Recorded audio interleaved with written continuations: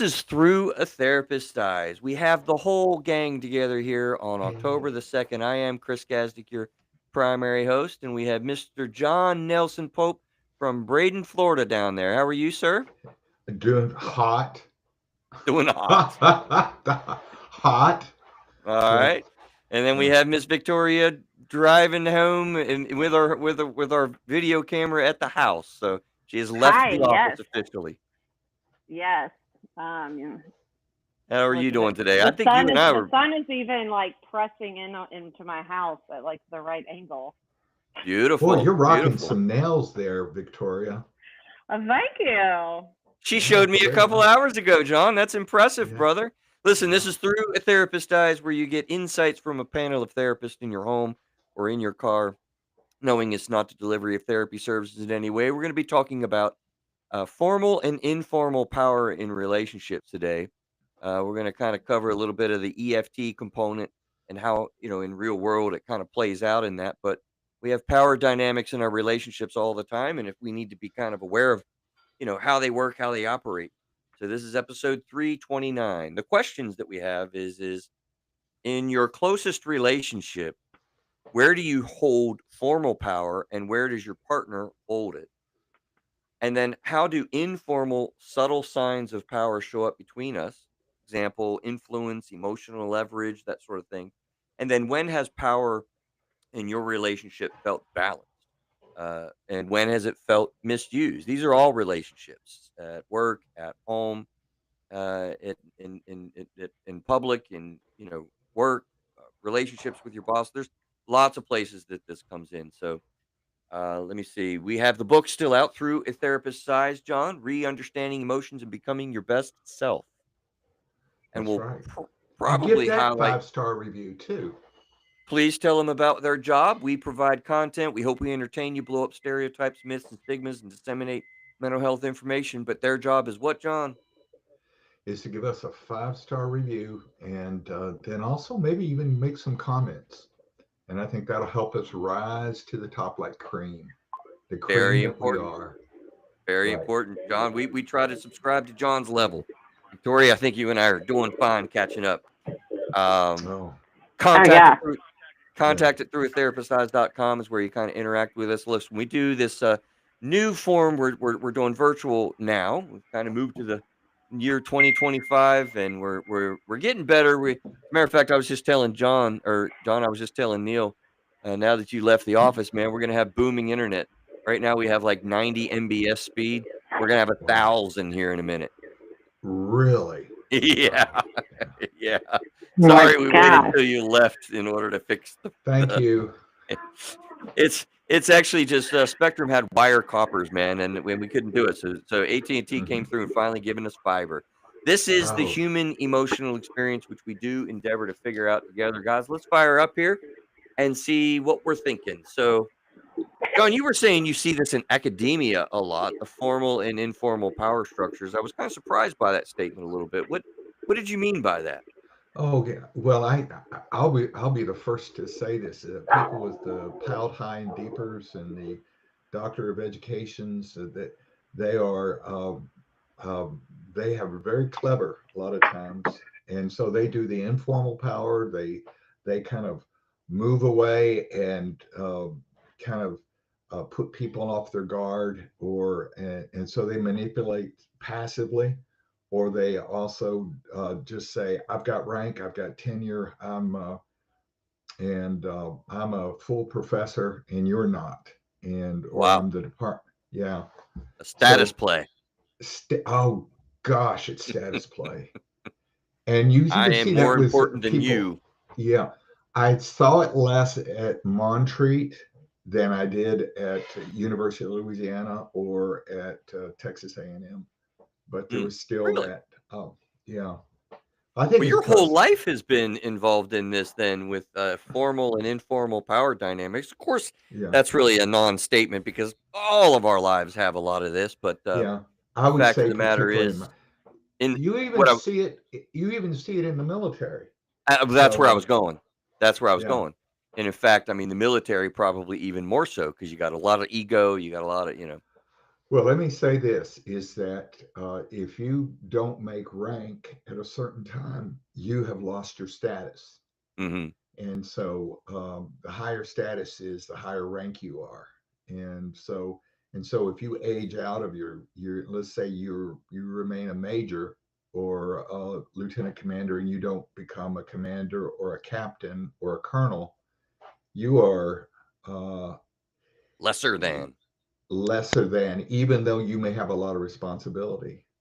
Right. So yeah. Yeah, I think this is going to be a pretty important and involved conversation to help folks really understand something that I think we don't really think a lot about: power.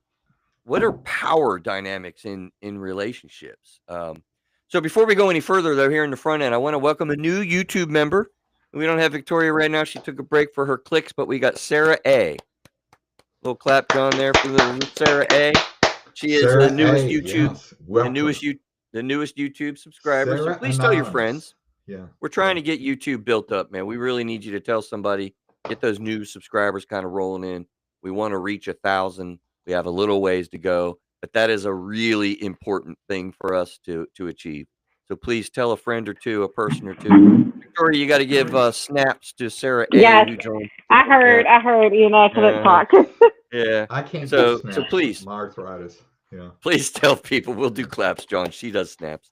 All right. What are we talking about with this dynamic of power in relationships? Okay, so formal power and informal power is primarily what we're talking about. Um, Victoria, I'm wondering. This is not really a school kind of concept or whatnot. Do you think about this in therapy relationships and how people struggle with this or not? I really don't know where your perspective is on this topic. um, yeah, I mean, I think that I mean, I don't necessarily like we did. I think we were talking before, and I don't necessarily use it for like we didn't learn it in school, basically, or Right? like it wasn't addressed in like grad school.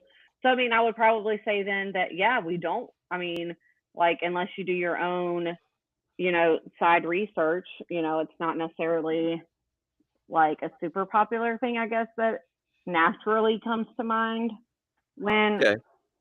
we talk about like power dynamics and things. Well, that's funny because I guess I'm wondering about newer therapists and how we incorporate this into our work. I think about this a lot. I mean, I feel like there's a lot that goes on, with the way we relate to each other, which actually would probably occurs to me in real time. We probably should have done a segment about, how in the social world, social media, on the computer, how this works and how this is affected. I don't know. Maybe if we have time, someone remember that because that'd probably be. Dude, that's something I've been thinking about and concentrating on a lot. Who did the show with me? It blends together a little bit. Was that no? It was just me and you, Neil. That we talked about. He and I did a month in review without Kyle. The new month in review guy, by the way, Kyle King is still with us.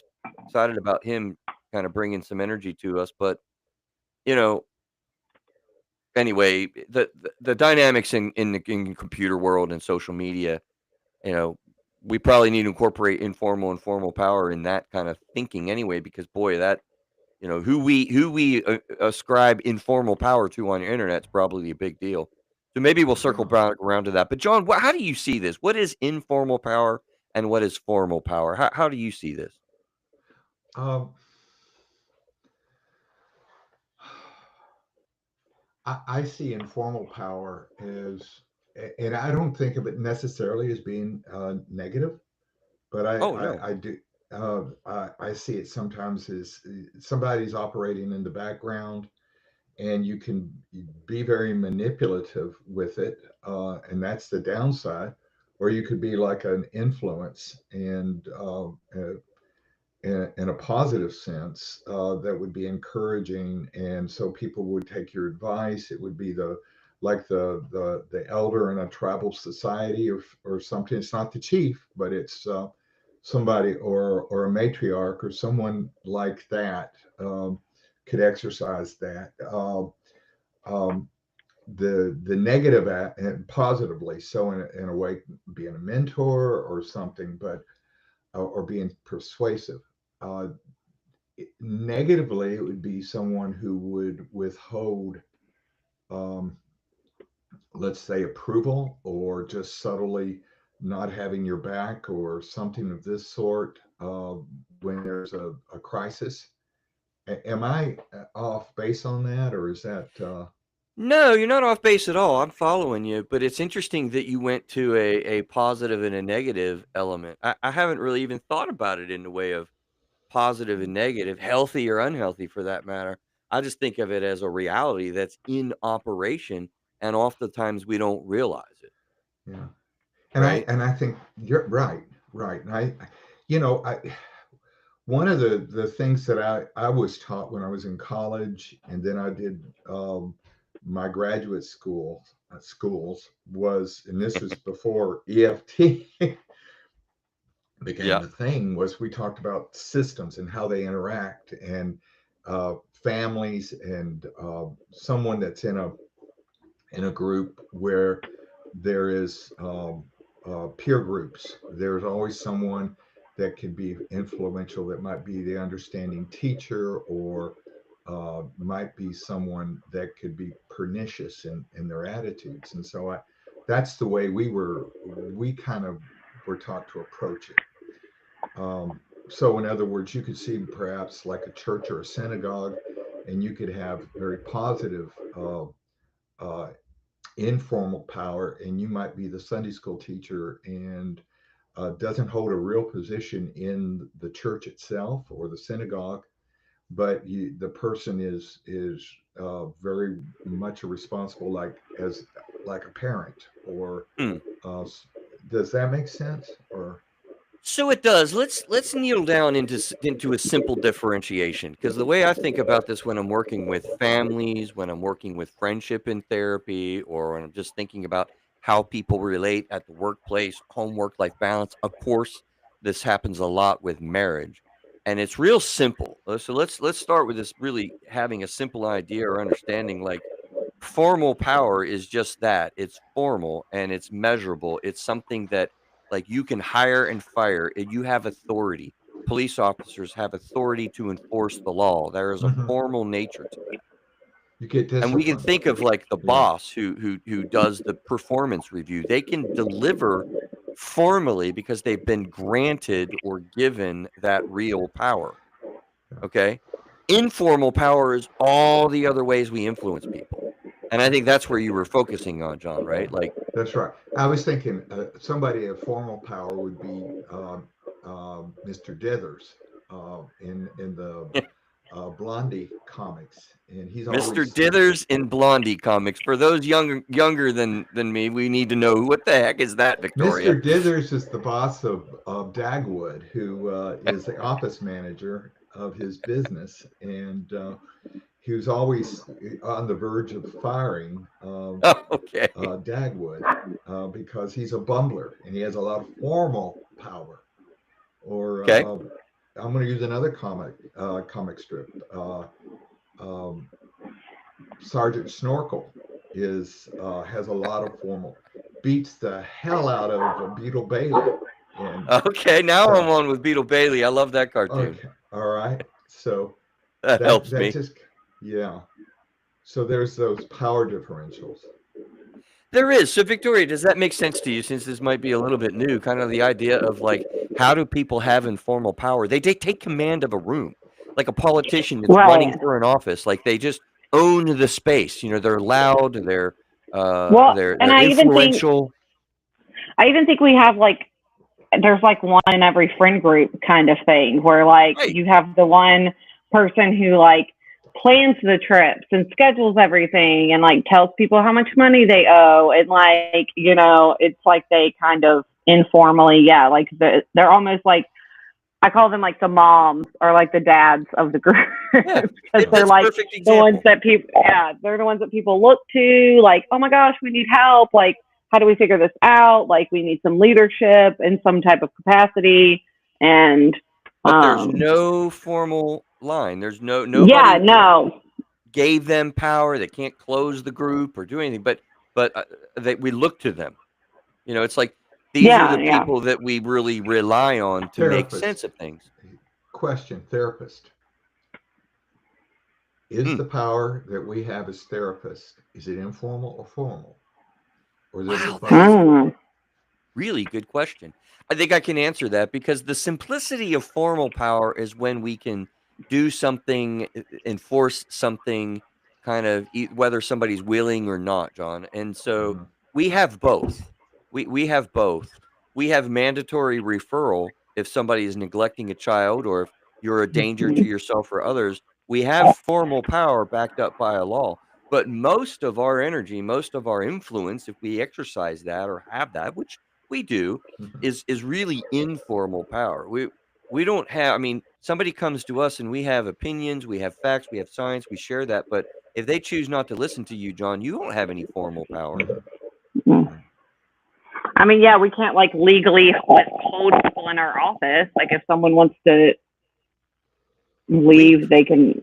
I mean, we're not gonna like tackle them, Right. Uh-huh. um, But you have as much influence as someone who had, I think, in that sacred space that we're at in our office.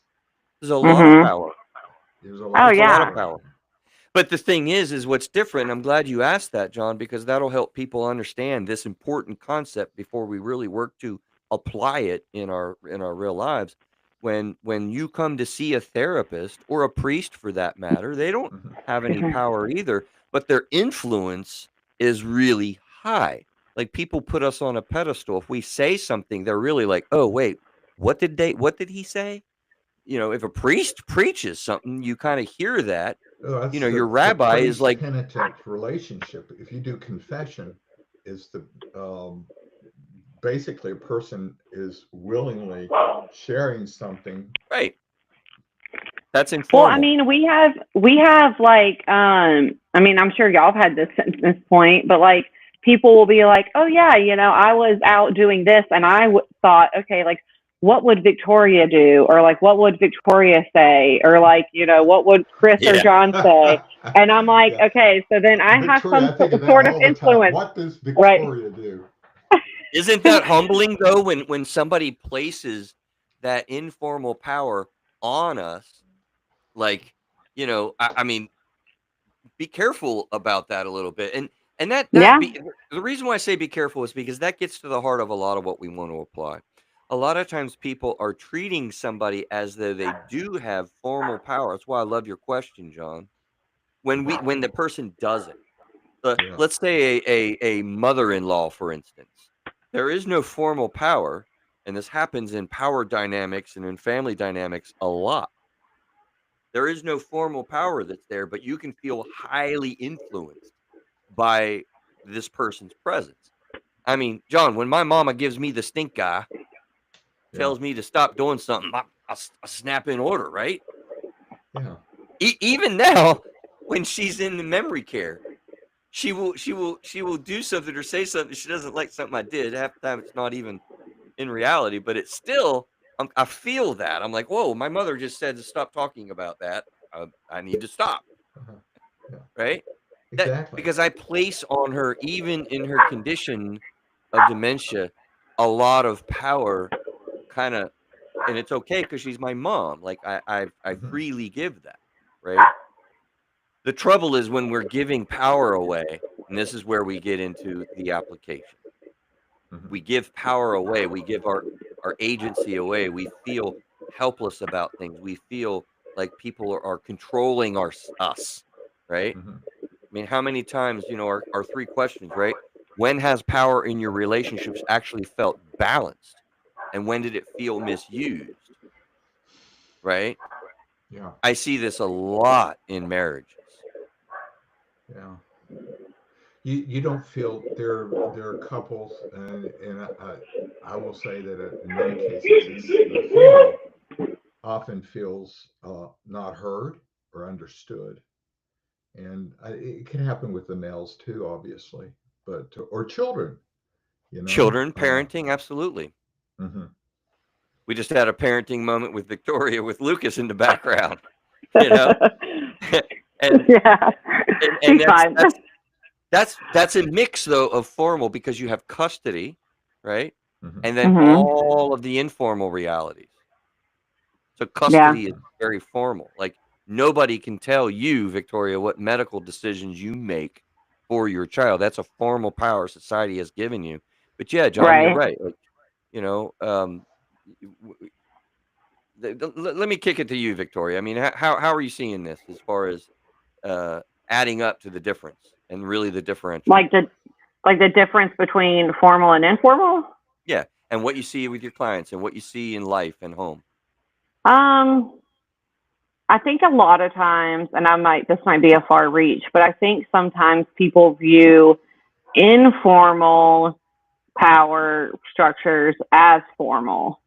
Right, you're repeating something that we said. Yes. Yeah. Yeah. And so, I mean, I think that that's something that, like, in my experience, that I feel like I've had to work with on clients is like getting them to understand that it's not a formal sense of power And retaking your structure. agency and developing empowerment. So honestly, you Right. may not have thought of this in the way that we're talking about it directly, Victoria, but can you see and agree that, I mean, in your therapy experiences all day long, this is playing Hmm. out? Hmm. Yeah, I can see that. And this is why I thought it was a really important conversation for people, you, the listener, to be hearing because this plays out in your life all the time, whether you realize it or not. And a good indicator is when you really get frustrated driving Hmm. to Louisiana to see your Uncle Bob, and you're like just so in turmoil. John, that's an example of probably informal influence, power dynamics that are Hmm. really hurting you in a way. Does that make Hmm. sense? That certainly does. That certainly does. And so maybe that's why Gestalt therapy is used as a mode of treatment Now in you said in that before. I hadn't really thought about that. Well, what do you mean by that? And well, particularly with it's to people that have you don't know relive because of the authenticity of that moment. In other words, it's confronting the emotion because you get locked in and you're all worried about the Okay, well, that wait a minute. uncle. But people listening probably don't know Gestalt. So start there and then how does that fit? Well, that actually I think was Fritz Perls was the one that Hmm. developed this, and he's and I'm not sure if he was German or Austrian, but he developed this, which is sort of like uh, reliving the trauma that gets you stuck. You get stuck with something. Let's say you have an issue with a parent or a spouse, and you're at impasse and you've been traumatized, or let's say, and that you have to relive the emotions, and so you focus in and you do this. They have the chair technique, for example, Hmm. and which is and with that you have a conversation with the person that has hurt you or that you feel constrained by, and or you have a parent that may have had formal power over you and misused it, or you misunderstood informal power, Exactly. and so you start to have to really um, uh, just go through and confront that. And so you talk to that person, that empty chair, as though a person is really there. Have you used Gestalt? I have, John. And the thing that I want to make a point at listening to you is like when you're doing that work, Gestalt is a very here and now modality. It's We don't need to go much further dream in. interpretation Y- too. There's Yeah, dream work is big. it really gets at the way somebody's feeling right now. Yeah, And it's and present, very present oriented. very right now present oriented. And when you do that work and you put like your dead grandma in a chair that was influential into your life with informal power, man, don't you see all that emotion well up and all that Mhm, struggle comes becomes real and it's mhm, in the room and you could feel it. There's nothing formal power about it, but this grandma who sits in the chair that you're really in your emotions with at real time can be so strong. yeah. I'm going to be careful how I say this, but it's almost like an emotional exorcism. Ooh, Yeah, yeah. you have that Oh yeah. that that force that is holding, that's possessing you and holding you forth. And I'm not talking about woo stuff or Yeah, it's not you not know in spirit world. It's the spirit experience world. though. It's the experience, and you make it present. You by doing that, you actually you put it in its proper perspective, and it diminishes in terms of its hold over you. Yeah. I think people think about this. I mean, think of the word power. Like that is powerful. When you're Mhm, really struggling in a relationship, you're probably out of balance and really putting something way more on these other people. mhm, I want to switch and talk about this and begin to apply these things in the way of like marriages, focusing on that for a little bit through like the balance of power with emotion focused therapy. We've talked about that before. Real mhm, quick, listen to episode 301, 201, 101, or 11. We've covered that regularly on the 101s for a reason so that you'll know where to go. mhm, And it's a basic idea of husband and wife or two mhm, partners, gay relationships just the same. Like one person operates from an element of engulfment, the other person operates from an element of abandonment. Generally speaking, in your marriage, you have one or the other. You can have two engulfment people that pursue, mhm, two abandonment people that both withdraw. I said that backwards. Abandonment tends to pursue, and engulfment tends to withdraw. So you can have two withdrawers, two pursuers, and this is just the way that you engage in relationships. So mhm, engulfment people will shut down, create space, put up walls. Abandonment people will crash in, be very active, sometimes end up trying to control stuff they can't control, which is horrible. When you're feeling the worst in your marriage, in a fight, in a problem, in something kind of going on, then you really very much probably have an imbalance, John, of the power dynamic, mhm. I agree. right? I agree. Yeah. And that is so painful that leads to misery, distress, separation, and divorce even. Mhm. That's how important this informal and formal power I stuff really is, yeah. I think okay? I think that's something that I think we all have experienced in our relationships, particularly in marriage or in our partnerships with our significant others. I think we've all experienced that to some degree or another. It's how we deal with it or not deal with it that makes the difference. Right, big difference, And right? and you also have to have two people participate in that. And sometimes one of the partners isn't necessarily amenable or, or willing to be able to actually have a true partnership. Right. Now let's add a really deep layer to this, okay? Uh, Victoria's back with us. We're talking about marriage and how this Yeah, sorry, power I can works still in hear marriage. you. Yeah, you're I can fine. just Okay, um cool. Yeah, we got to see Lucas on YouTube, just if you wanna know Victoria's life. hold on, dude. Give me a So minute, look, okay? the layering that happens, John, as we were talking about that, if you get into really deep understanding of what your family of origin was like and how you experienced marital conversations and conflicts, Huh? and you play that out into your current present day and your current Mhm, relationships, and man, that's where you really get into like, you know, you're treating me just like my dad treat me. mhm. Or how many times do you hear in marriage counseling, like, don't be my parent, you're my freaking spouse. Like, don't make me Yeah. your project. These types of Mhm. statements are very real. Yeah. But I can change him. I can I can fix him or her. So that's manipulation. That's maybe overstand and maybe confusing the roles between formal and informal too, you know? Very confusing the roles in formal and Mhm, informal.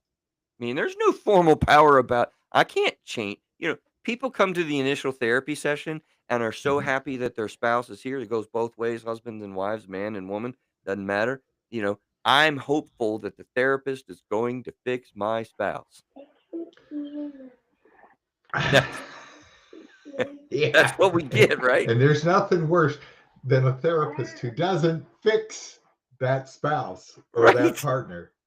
right. Like we're You're supposed damned to if you zoom do, in and damned if you don't. it Yeah. it's a funny dynamic, and it's all Yeah. based on the informal power. Again, a lot of which they give us. Informal power, they think that we're formally supposed to, like, change something and make something happen so that, we Mhm, make it right in their house. Like, mhm, it just doesn't work that way. mhm. Yeah. You wanna maybe make it even more confusing? which is it? Informal power. When you look at finances in a marriage, when one spouse makes a whole lot of money and the other one, let's say, doesn't. How does that play?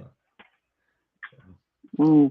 Or Especially if the doesn't one quite making the more well. money is the woman. Oh, that's an interesting dynamic as well, right? How does that power play? Is that, first of all, Well, Victoria, is that formal power or informal power? I mean, I would think that would be informal. Absolutely. Um, Absolutely. What? If if you have any doubt about the formal or informal power of money dynamics in your relationship, wait till you get divorced or separated, and because what you'll find out is all that money that he's been making or she's been making, you're right, Victoria, is split. yeah. 50-50, and I think that's Unless you got a prenup in place. Okay. yeah, That's an interesting point. yeah. That creates a formal reality, a prenuptial agreement because I have $1 million and my new wife has like, $20 So to her Chris, name. do you want to marry me?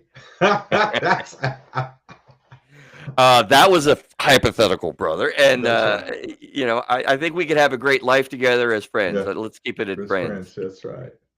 right? Yes. So yeah, this is a really big deal in marriages, whether we're talking about work, about status of discipline, Hmm. who has. Well, this is a tricky one. Let's see if you can get this, Victoria. Is discipline formal or informal power? Like discipline of a child. Yes, that you have Uh, custody of. yeah, I would say formal. That is formal, but it becomes informal power between the husband and the wife, right? Yes, because they're not one's not above the other. Right. And They're one equal. has way more emotional influence in the decisions that one husband and one wife make, and that is the informal power because there's This a equality there. reality in the 21st century, but until 1870 in Great Britain, the woman was considered chattel, and What? so chattel. That's it's not slavery. It's but the man could make financial decisions for the Really? woman. Yeah, Well, you know and what? I inheritance. wonder about in Muslim faith traditions or in other cultures. This is an interesting point, John. You're saying the woman does not formally have equal power sometimes. I And never I thought of that. think cultural differences are significant. And so when you see people marry across cultures and religions, Hmm. you can see there's a conflict. Many cases in terms of a female marrying someone from a traditional culture or religion, uh, it's defined in that person's mind. Let's say they come from Pakistan or something like that. It's the Hmm. male has legal responsibility, has legal rights, whereas a female doesn't.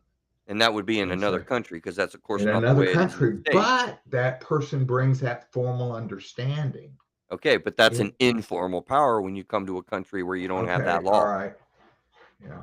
It's an informal reality, But that even with person culture. looks at it formally, so there's a conflict. This is the issue. This Yes, is the exactly. issue.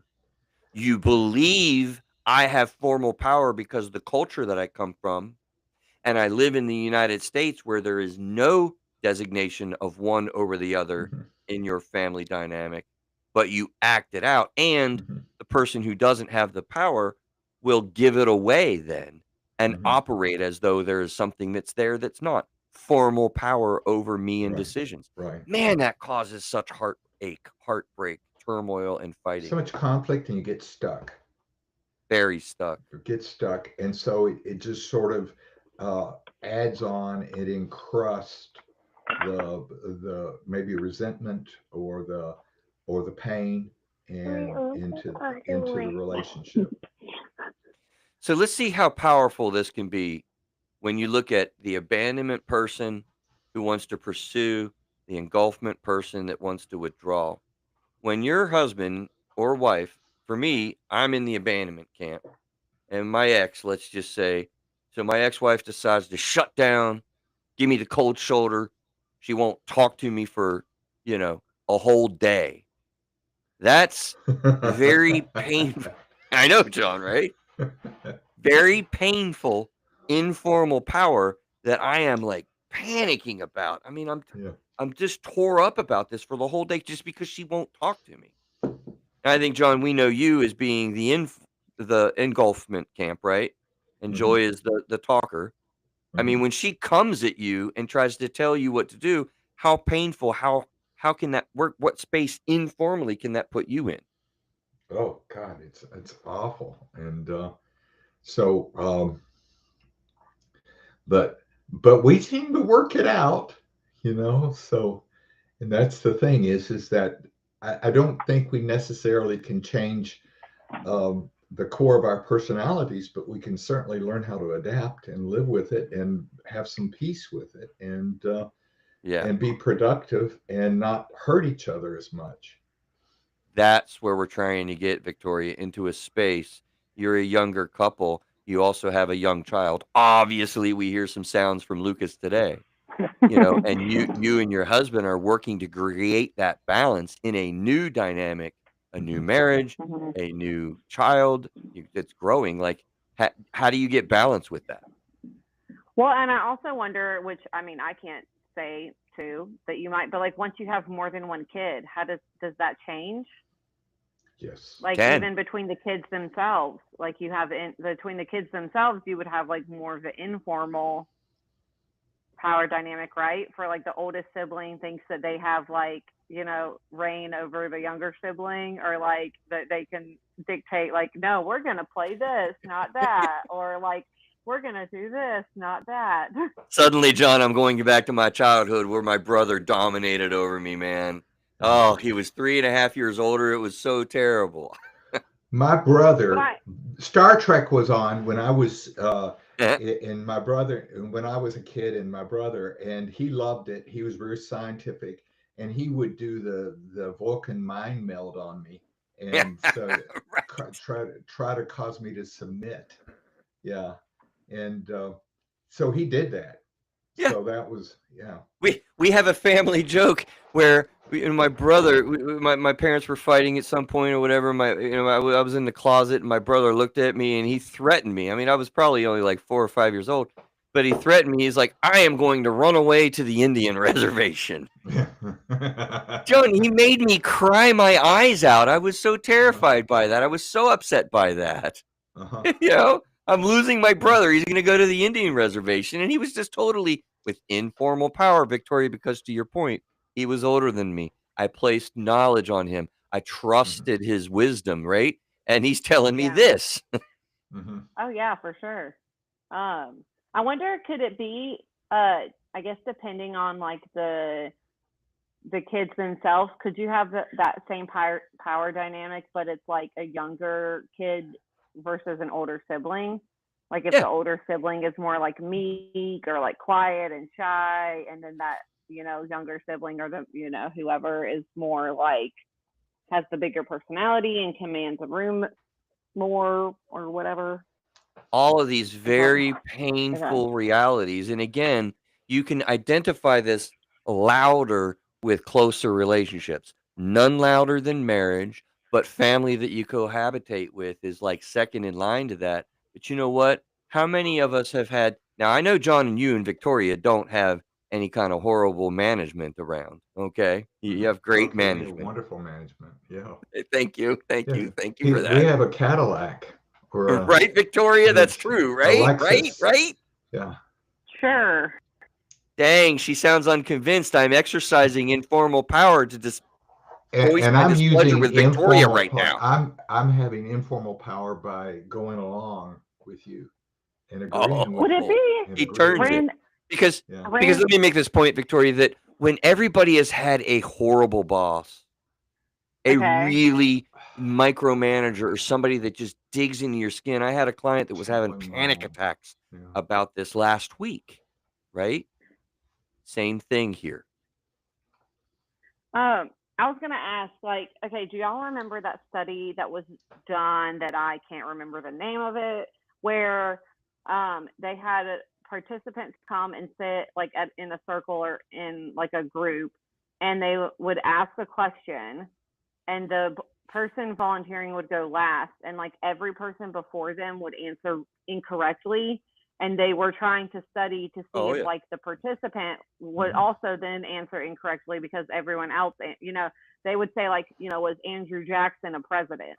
And then everyone would be like, no, no, no, no, It's the no, and then emperor you would has get no to, clothes phenomena. Yeah. yeah, and then you get to like, you and then you start to second guess yourself. So like, is that a form of like informal? 100%. Okay. 100%. So so it's There's group almost a dynamics group. and influence there. Go ahead, John. Yeah. No, that's all I was going to say. Is Yeah. Yeah, there's yeah. group dynamics that are very powerful. And you know what?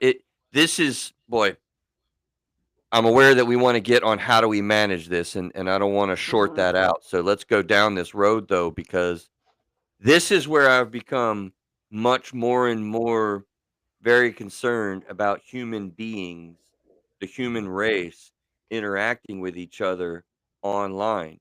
Victoria, we're doing that sort of a dynamic over and over and over again with people that we're interacting with online.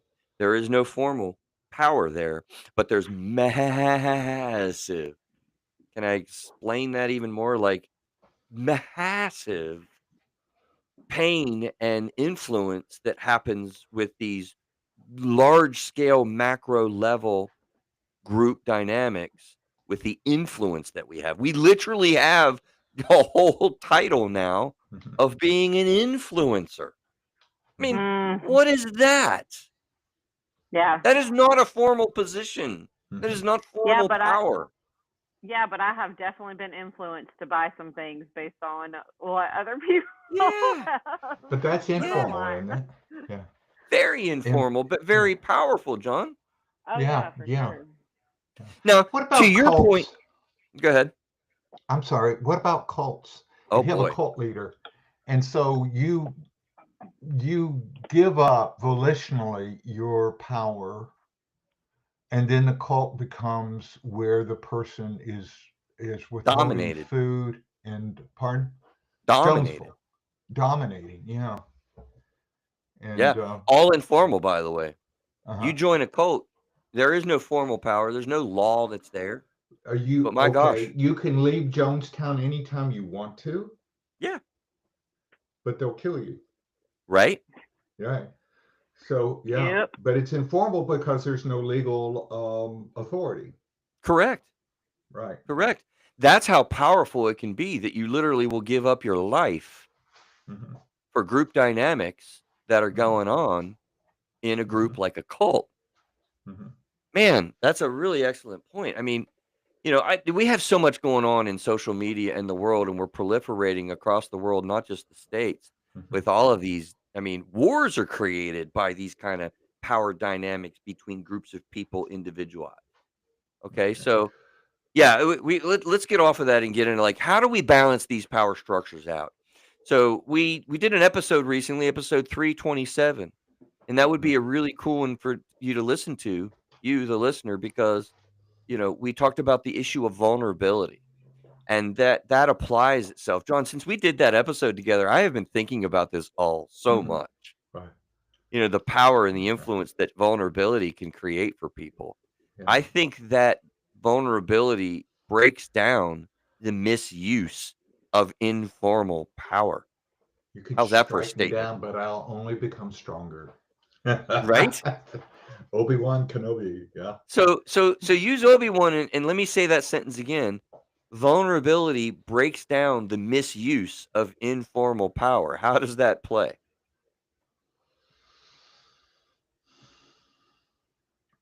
You said Obi-Wan Kenobi. Go with that. Yeah. He said basically when Darth Vader was fighting Obi-Wan, and Obi-Wan was going against Darth Vader, who was using his power to try to take down Obi-Wan. And Obi-Wan drops it. He drops his sword, puts it down, or his sword, his lightsaber, and he says, if strike me down, I will only become stronger. And Darth Vader does that, and he disappears. But Right. Obi-Wan becomes in that trilogy. he becomes a force of which is running the whole trilogy of movies that basically his power, the force, Now, before overwhelms you and think takes. that doesn't apply to our real lives, let's think if you're in a relationship with somebody that has narcissistic personality disorder, right? Mhm. We talked about the personality disorder, OCD personality disorder recently. Uh-huh. These people are striking you down, particularly narcissists, Oh to yes. to a horrible point. And I'm saying, just like Obi-Wan and Darth Vader, your vulnerability actually can be the unique elixir that increases your power in that kind of a dynamic. How? Because when you're vulnerable and you really share the way that these things feel to you or what you're really experiencing, that changes the direction of a It conversation or a flips. situation. Yeah, Right. it flips the power dynamic, and I think that's essential that to do that. But our impulse is to go and fight back the way the person is attacking us, and respond with equal or greater force. And Right. And so we talk about this all the time in therapy. We talk about power dynamics when we're talking about assertiveness. I mean, how many times, Victoria, in a therapy situation have you talked about helping somebody to find their voice? To find their voice. Yeah. he found Lucas his. found his voice. Did you Lucas say said no? no. No. uh, Very I mean, informally sorry, yeah. Lucas. Yeah. I mean, yes, I like, I'm constantly working with people who need to like advocate themselves slash like find their voice and actually use it Well, once you I had find a it. yeah, I had a real life experience when I was in a church, and I had this thing with an organist, and I had offended him. Did not do it intentionally. I called him. I asked him to play a number extemporaneously, and he was so angry about my doing that. It was unusual that he did that, and and he yelled at me and screamed at me, and instead of responding negatively and just as vehemently, I just stepped back, and it took a while, but he apologized later on. He thought Wow. about how he acted, and I thought that was the power of using informal power in a In a real constructive life way situation. in a real life situation. Look, when you risk vulnerability, expressing softer, deeper level emotions like fear. I am terribly fearful of you right now in the way that you're acting. Or sadness. When you shut down and you just refuse to talk to me for an entire day, I get deeply saddened and can hardly function. When you express these deeper level or softer emotions, rather than you're pissing me off because you won't listen to me, or whatever, those softer emotions are way louder in what people hear, John. And you just Mhm, gave a real life example of that. mhm. You will He ended up rebalance power. gifting me with something. He Did gifted me he? with a Nice. bas relief of Martin Luther, which I thought was great. So Absolutely. I mean, and I see the smile on your face as yeah, you relive that on uh-huh. YouTube. You'll see John's face just beaming Yeah, because it feels so powerful, yeah. right? When you have an exercised appropriate influence on other people and they respond in kind with kindness or retraction of their attack, that feels so empowering and just it's a lovely feeling. Chris, does it can take years though sometimes. Yeah. Yeah, that's Yeah. in other words, have a long take the long view, Take the maybe. long view. What do you mean by that? Because you know what? People really need to understand this isn't always snap your fingers in the moment and be rebalanced. Hmm. What do you mean? Yeah, with this other fella, it was not that I was speaking about the musician, the organist. very talented. Kind of, I will say this, was probably a little narcissistic, but he's Okay. talented. I mean, he was a creative, okay? And of course, he was an academic as well as that. So that's, I'm being stereotyping, but I'm We can one, do that. I'm from academic background, so I know I can be like that a little bit. And it took him a few years to get to that point. And if you take the long view, which means you may not get that petition for or the request for forgiveness right away, but you don't expect it. It's nice to have when you get it, and but when you do, you have to understand that it may take a while for that to be recognized. And again, it kind of puts you in the perspective of not being demanding yourself and having a little narcissistic attitude and say, you owe me this. Right. Does that make sense? It Or, makes a lot of sense. And John, you're highlighting the incredible process that we are so honored to be a part of in a long-term mhm, marriage therapy experience, for instance, right? mhm. Like we get to do the first session. Victoria actually was concerned about me recently because I was doing a family Oh yeah. session, right? Oh my gosh. It was loud, wasn't it? It was loud. That was I needed to leave, but I almost didn't leave until like that session ended because I was like wanted to make Yeah. sure everybody That's not like only one of me, my but like sessions. everybody was Right? okay. But It here's was the a thing. lot. Here's the thing. When that's going on, I have to facilitate myself and make sure that I'm in a decent place to be able to function. But the Yeah. long term process, John, that you're talking about, Uh-huh. people get out of the blame game. They Uh-huh. stop shaming the other person. They stop, getting in their own way by shutting things down. And these bad things that we do in marriage when we try to control stuff we cannot control, the Mhm. long-term changes that happen, oh man, are Mhm. life-changing to say the least, right? Mhm. Yeah, You have exactly. agency, you have empowerment, you have peace, you have coordination, you have two heads are way better than one. So much goes on, Yeah. right? So let's focus in a little bit with the time that we have left with couples, and then for therapists, and then for individuals. What are we really practically trying to do when we're trying to rebalance these very painful imbalances that happen?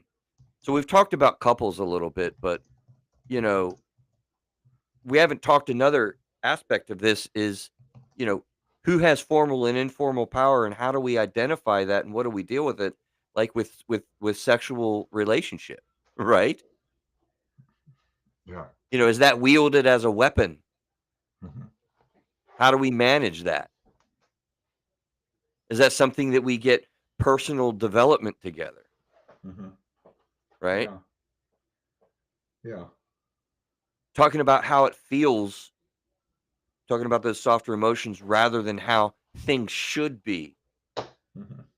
I oftentimes hear the word should, and I like to change it to the word could. Oh yeah, we don't want to shoot on ourselves. I Should was could waiting is for you on that one, Victoria. Yeah, that's my favorite. I always have to repeat it when I tell clients. I'm like, you're shooting on yourself. Like, that sounds come like on. They're like, Alice. what? I believe it might be. And it's basically, yeah, like when we constantly say, oh, I should have done this, I should have done that, I shouldn't have done this, I shouldn't have done that, blah, blah, blah. And then, yeah, we replace it with could or would or can or That will. that's a hard lesson, isn't it, to learn with your That's, clients, for them to yeah, that's learn? what I tell my clients. Yeah.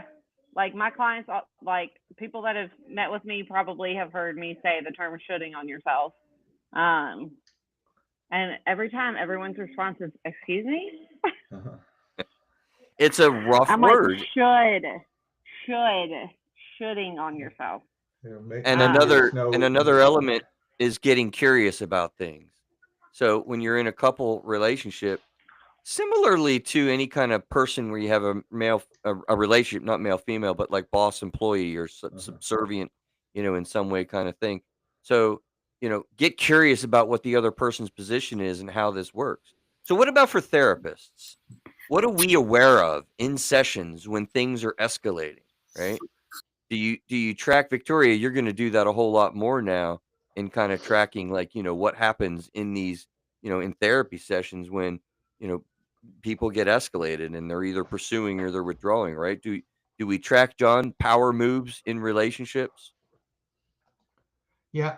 I'm sorry. Yeah, You're, we do. I think so. did you just sneeze or something? What happened? Yeah, I did. I put the sneeze button. I was I, like, what? I learned how Confused to for use it. So indeed.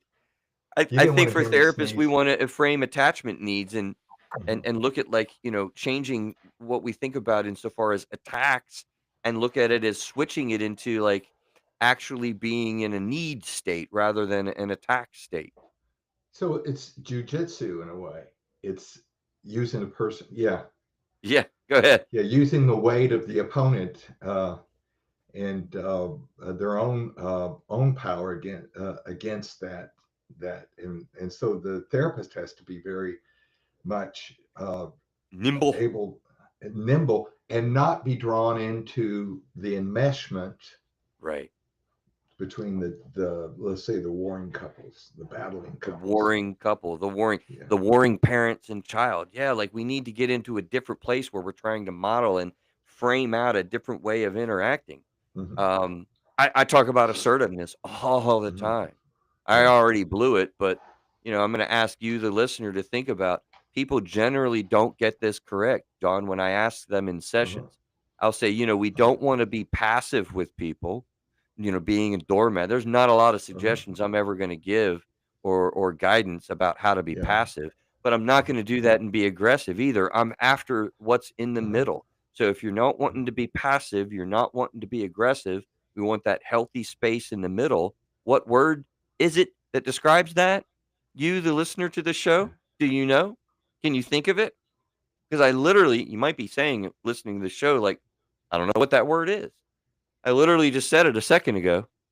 Hmm. People don't know what's in the middle of passive and aggressive. It's assertive. Very, very healthy space to be in when you and learn how to be assertive. and you don't make an ass of you and me. You don't assume. So That's if you're assertive, assume. You got that one wrong, brother. assume. I know. I was doing a little jujitsu on that, a little bit play on words. Okay, you were playing. I didn't. Okay. I didn't follow. I was like, wait a minute. It's Where a do we no, go? no. I was playing with it because a little punny, very punny.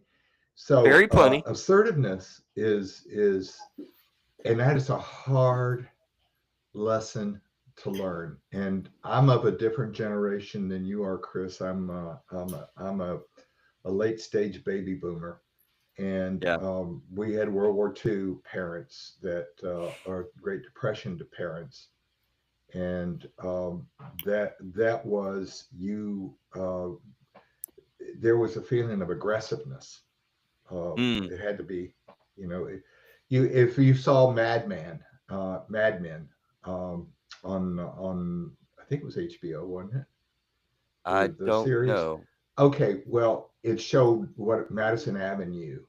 They called it Mad Men because they were on Okay. Madison Avenue, and it was very aggressive. Or Glenn Ross was a movie with Alec Baldwin in it, but people were they're very aggressive. They were not assertive. The people you couldn't survive in that atmosphere, the negative atmosphere. Yeah. We just So had Lucas doing some banging sounds, if you're wondering. yeah, Yeah, John. I think, okay. he's being aggressive. He's he was being aggressive.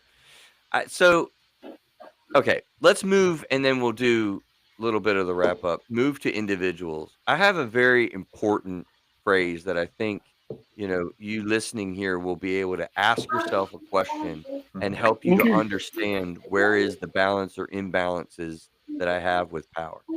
So practice what we can call, you okay, Victoria? Pra- Yes. Look, I have a He- 3-year-old. Okay, it is. it's a rough. It is. It's a rough time. It's a lovely time. You will miss these days.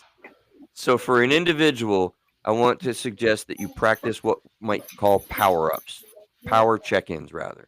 So Oh, I you're like checking that. in to your power dynamic. And here's the question you want to ask: am I using my influence to connect or to control another person?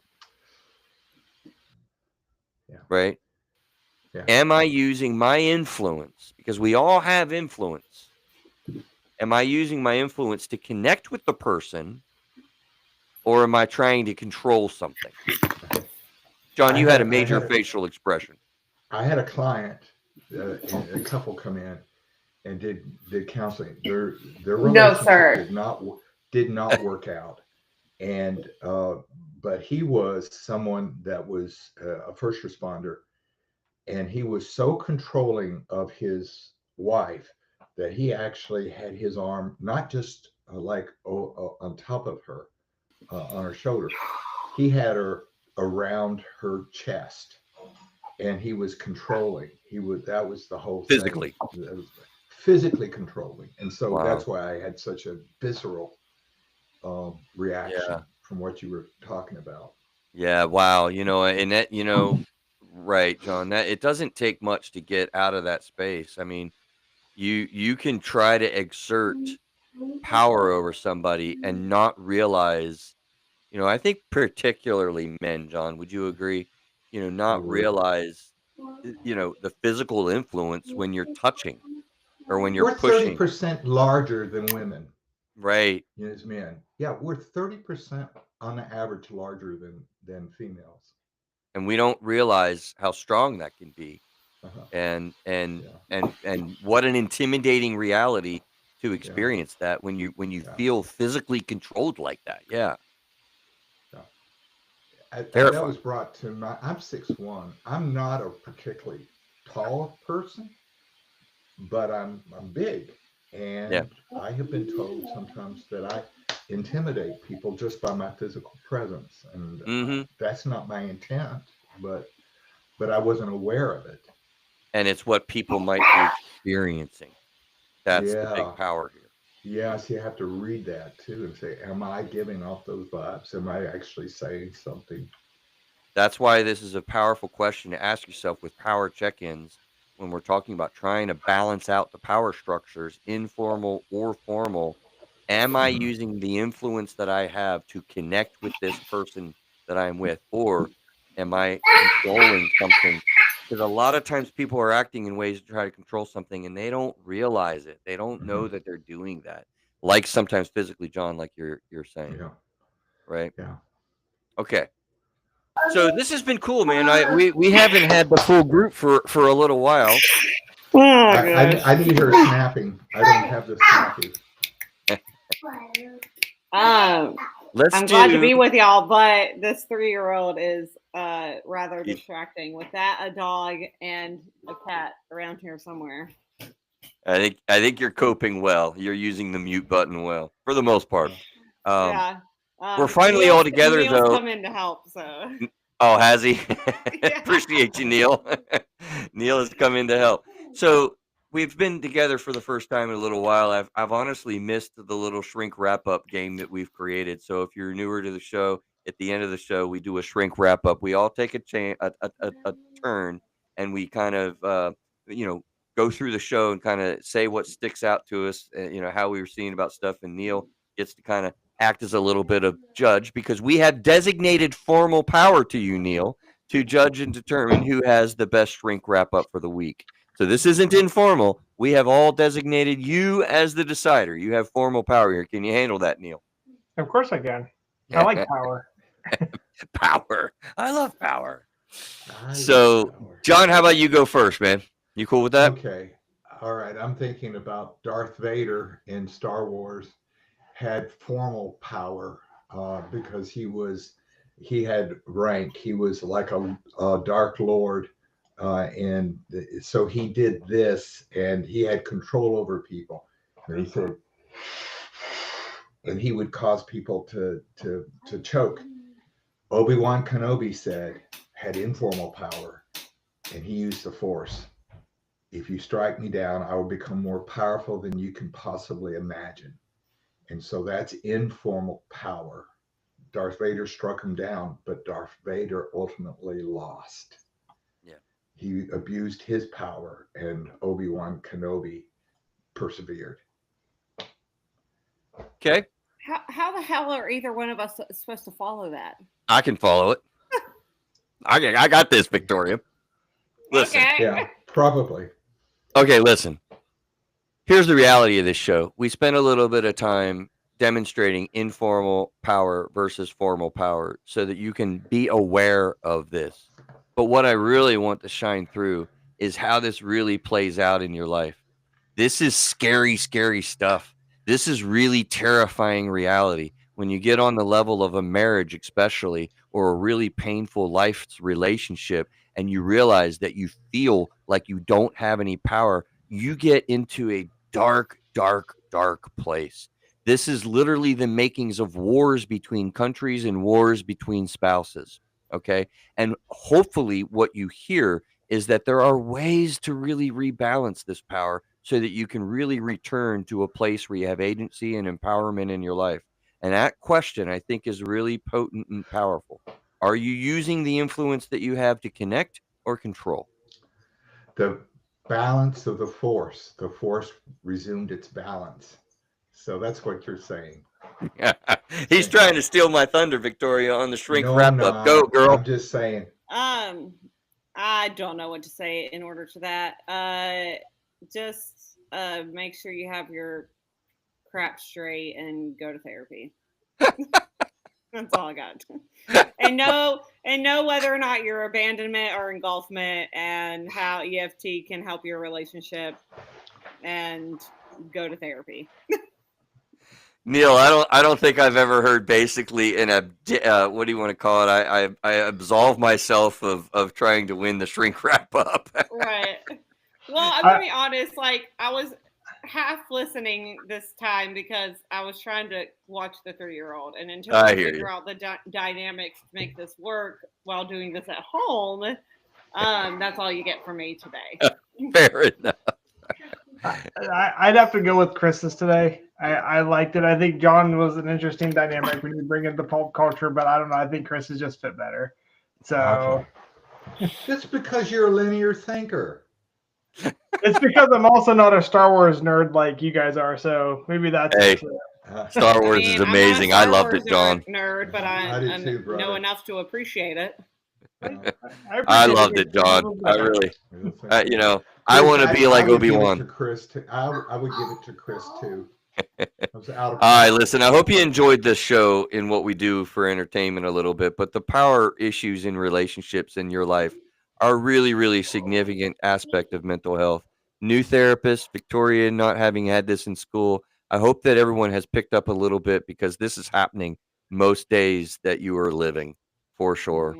Yeah. I guess I'll just say stay well. We'll see you next week. Take care. I'll see you guys.